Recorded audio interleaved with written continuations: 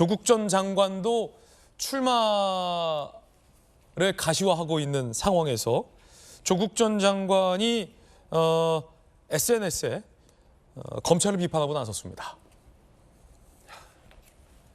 윤석열 대통령이라고 이제 안 부르죠. 조국 전 장관은 윤석열 씨라고 호칭을 부르고 있습니다. 장모 최 씨의 유죄 판결 확정되었다. 검찰이 싼 티켓 끊어준 거다라고 주장했어요. 최강욱의 고발이 없었으면 장모의 유죄 판결은 없었다라며 최강욱을 응원하고 있는 조국 전 장관의 SNS 내용입니다.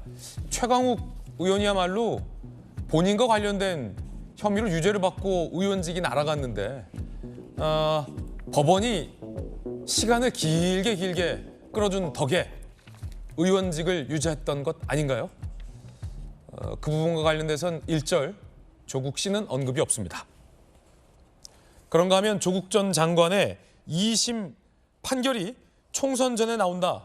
입시비리 의혹과 관련된 전망도 나왔습니다. 재판부가 공판기일을 무한정 끈다고 해결되진 않는다. 그래요. 지금도 많이 끌었습니다. 선고 가능한 날짜를 2월 8일로 전제하겠다라고 밝혔어요. 그렇게 되면 내년 2월에 항소심 판결이 예상되면 총선 직전에 결판이 나게 됩니다. 그렇게 되면 조 전 장관은 총선 출마를 서두르고 있는 것 같은데 총선 직전에 2심도 1심은 이미 유죄가 나왔잖아요. 네. 그럼에도 불구하고 나올 가능성이 높아 보입니다. 대법이 남았으니까. 대법은 판결이 남아있기 때문에요. 사실 대한민국의 어떤 피고인이 1심 판결에서 유죄 판결이 나왔는데도 불구하고 저렇게 외치고 다니는 사람이 어디 있겠습니까?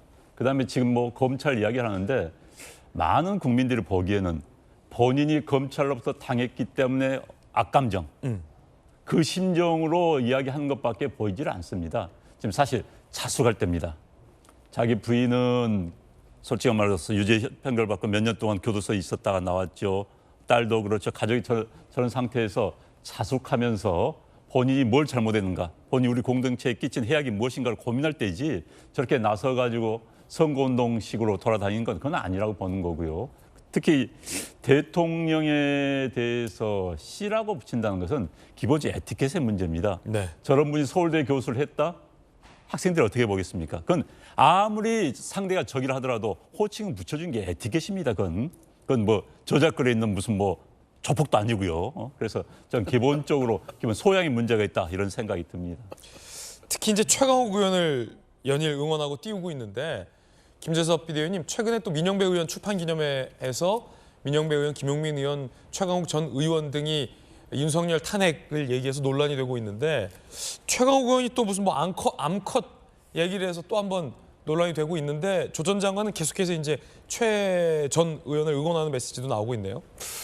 뭐 조국 전 장관 입장에서는 최강욱 전 의원이 고마울 거예요, 아마. 그 본인이 법무부 장관을 할 때 당시 인사검증을 맡았던 분이 공직기관 비서관이었던 최강욱 의원이었고요. 그래서 그 많은 여러 가지 혐의들이 있는 가운데 여러 가지 비위 행위들이 있는 가운데서 법무부 장관 후보자까지 가는데 말하자면 하이패스를 열어준 분이 바로 최강욱 의원이고요. 게다가 그뿐만 아니라 조국 전 장관은 입시비리 혐의로 여러 가지 재판을 받고 있는데 그 가운데서 입시비리 혐의에 도움을 준 사람이 바로 최강욱 의원 아니겠습니까? 여러모로 조국 전 장관에게는 큰 은혜를 베푼 사람이 바로 최강욱 의원이기 때문에 의원직을 상실한 지금 상황에서도 조국 장관은 계속 최강욱 의원을 추켜 세우는 입장인 것 같습니다. 그러나 최강욱 의원이 뭐 의원직을 수행할 때도 마찬가지고 수행한 이후에는 더더욱 그 막말이 너무 심해지는 것 같아요. 과거에도 뭐 예를 들면 한동훈 장관과의 설전을 벌일 때 보면 국민들의 눈살을 찌푸리게 하는 저분이 과연 국민의 대표라고 할 수 있나? 저분이 과연 국회에 있을 자격이 있는 사람인가라는 의심이 들 정도로 굉장히 심한 말들을 많이 했는데 이제는 아예 작정하고 하시는 것 같아요. 암컷이라는 표현, 제 전체 문장은 제가 읽어드리기가 좀 그렇지만은 말하기도 민망한 수준 아니겠습니까? 암컷을 언급했죠. 네, 그 굉장히 막 동물의 왕국 이런 얘기를 하면서 굉장히 입에 담기도 어려운 이야기들 이제는 서슴없이 그냥 공식 석상에서 이렇게 막 하고 있는 것 같아요.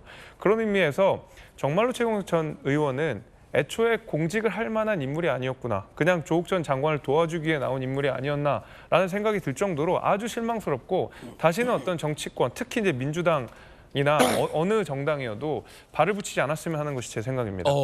김재섭 전 비대위원의 개인적인 견해까지 전해드리고 있습니다. 이상민 의원님, 조국 전 장관 출마에 대해서 어떻게 생각하십니까? 뭐 국무담임권이 있다면 누구든지 나오는 건 뭐 다른 사람이 막을 수는 없다고 봅니다. 네. 오히려 그건 자기적이라고 생각되고요. 최종적인 그 심판은 그 유권자가 하시겠죠. 유권자가 전체적인 그 사람의 행적이라든가 뭐 나온 여러 가지 뭐 정치 슬로건이라든가 이걸 종합적으로 볼 테고요. 이제 다만 이제 그 민주당의 일부 의원들이거나 일부의 그런 발언 언동을 보면 그건 매우 잘못된 겁니다. 지금 어쨌든 그 박근혜 대통령의 탄핵에 대한 정파가 어디건 간에 국민 전체가 상처를 입었던 것이고 그것이 되풀이되는 걸 원하지 않습니다. 그럼 정치적으로 윤석열 대통령에 대한 비판은 할 수 있대. 탄핵은 최종적이고 아주 그 도저히 안 되겠다. 이럴 때 거론할 수 있는 것이지. 지금 또 그거 거론하면 국민들의 상처를에다가 소금 뿌리는 격이거든요. 예. 그럼 그거는 좀 삼가해야 될 정치인들이 삼가해야 될 금도다라고 생각합니다. 네, 저도 개인적으로 조국 장관 본인을 위해서라도 총선에는 이번에 안 나서시는 게 맞을 것 같다는 생각을 가지고 있고 또 나오시게 되면 또 가족에 대한 본인에 대한 공격 굉장히 마음 아프지 않습니까? 그리고 또 저는 한마디 좀 말씀을 드리고 싶으면 조국 장관님께서 페이스북이나 글 쓰실 때 시청자분들이라든지 혹시 패널을 위해서라도 좀 이게 설명을 좀 더 붙여주셨으면 좋겠어요. 1년 정도 싼 티켓이라고 장모 유죄 판결에 관련해서 문제 제기한 것은 본인의 어떤 자녀 그리고 배우자 같은 경우는 표창장 위조했고 그것이 활용되었기 때문에 징역 4년을 받은 것인데 대통령의 장모 같은 경우는 400억의 잔고 증명서 이 위조한 것만 검찰이 이제 법원에 하기 때문에 1년밖에 안 됐다. 만약에 400억인데 이것이 실질적으로 법원에서 사실 이게 활용됐거든. 똑같이 배우자처럼 활용됐으면 이거는 4년이 아니고 40년도 나올 확률인데 이것을 그 행위 자체만 했기 때문에 1년 나왔다. 그래서 이 부분은 이제 검찰에 대한 문제 제기를 하는 것이다. 이렇게 얘기했으면 시청자들께서 아 그렇구나. 그래서 장모 징역이 1년이 가볍고 검찰이 이렇게 비판을 하는구나. 이렇게 이해하실 것 같습니다. 예.